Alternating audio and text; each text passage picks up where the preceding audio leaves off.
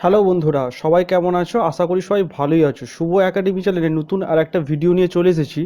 আজকের ভিডিওতে আমরা শিখে নেব এক্সেলের মধ্যে দিয়ে আমরা পাই চার্ট কীভাবে তৈরি করব।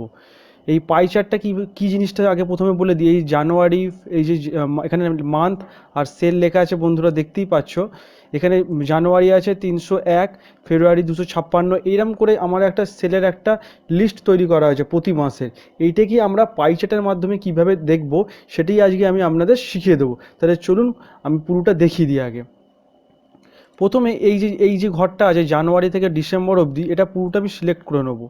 পুরোটা সিলেক্ট করে নেওয়ার পরে দেখছেন জানুয়ারি থেকে ডিসেম্বর অবধি, আর এদিকে সেলের যে নাম্বারগুলো আছে আমি প্রতিটা ঘর সিলেক্ট করে নিলাম। সিলেক্ট করে নেওয়ার পরে আমরা ইনসার্টে আসবো।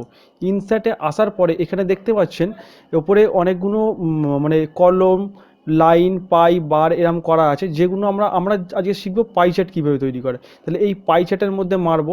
পাই চার্টের মধ্যে ক্লিক করার পরে এই যে এখানে প্রথম যে অপশানটা আছে এটাতে আমি চলে এলাম। তা বন্ধুরা দেখতেই পাচ্ছেন আমার কিন্তু একটা এখানে চার্ট রেডি হয়ে গেছে।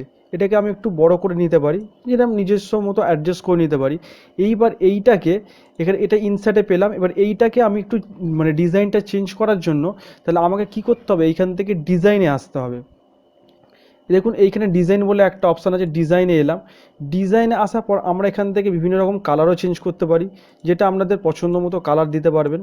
সেটা আমার মনে হয় এই কালারটাই বেস্ট লাগবে। এটা বিভিন্ন রকম কালার দিয়ে যেহেতু আছে, সেকেন্ড অপশানে দেখবেন এইটা পাবেন। তা এইখান থেকে গিয়ে এইবার এইখানের ডিজাইনটা, ভেতরে যে ডিজাইনটা আছে সেটাও আমরা চেঞ্জ করতে পারবো।